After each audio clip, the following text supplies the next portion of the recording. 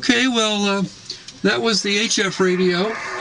I'm not going to turn all the equipment on, but I do have a data station on VHF, which is referred to as packet radio, and it's hooked up on this Panasonic notebook computer that's called a Panasonic Toughbook.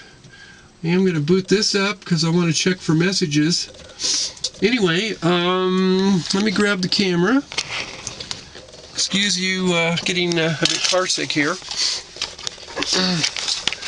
Alright, the other radios I have, this is a backup radio for in case my Motorola one fails. This is made by Sun Air Communications.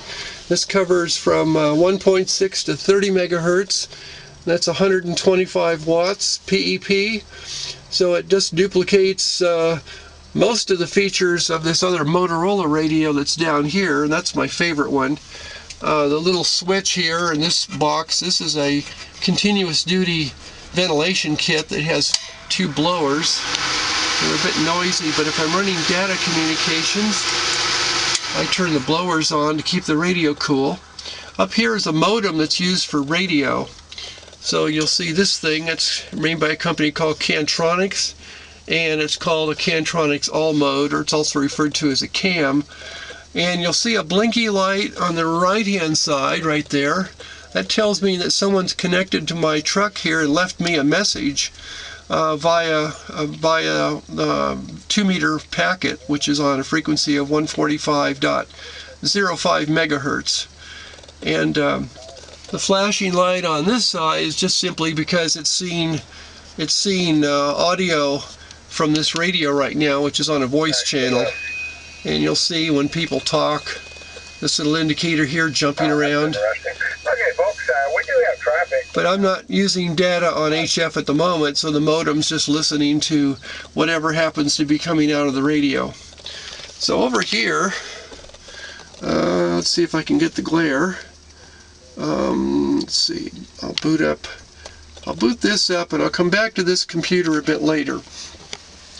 So to the right of the Sun Air military set this is the antenna control box, and that moves the antenna position for those two antennas I showed you earlier that are up on some crank-up towers.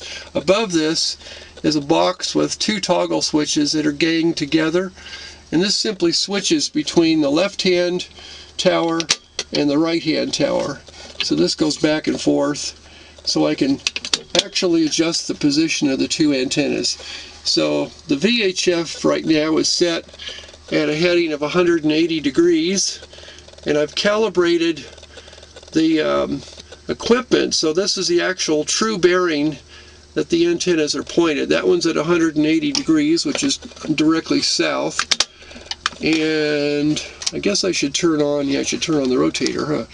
Let's go back here. Okay, this is the one that's pointed south. The right-hand one is about 140 degrees right now. And what I'm going to do, I'm going to turn that one right now.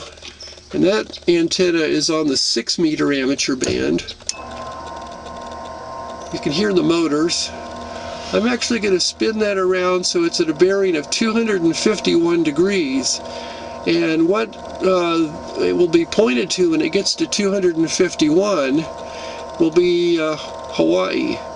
And if there's a weather pattern that favors long-distance communications on 6 meters, I can actually communicate to Hawaii with this antenna system. So there's due west. That's, excuse me, 270 degrees. I need to move this so I can see the... Okay, there's 255. So it's about there. There's 245. There's 250 degrees true bearing. I don't think the camera will focus that close. So now I've got the big log periodic for the 6-meter band. Excuse me, pointed at the island of Hawaii. Now, the radio to the right of that, this is a set that's called a AN PRC 77. This is tactical FM, It runs 2 watts of power. Above it, up here, is a remote control unit, so I can actually operate this other radio over a 2-wire twisted pair, also called field wire, so I can operate it. I've got a big spool of wire that goes out about 1,000 feet, so I can operate it remotely from the vehicle if I needed to. And attached to that is a little watt meter that measures power output on the radio, and over here is an amplified speaker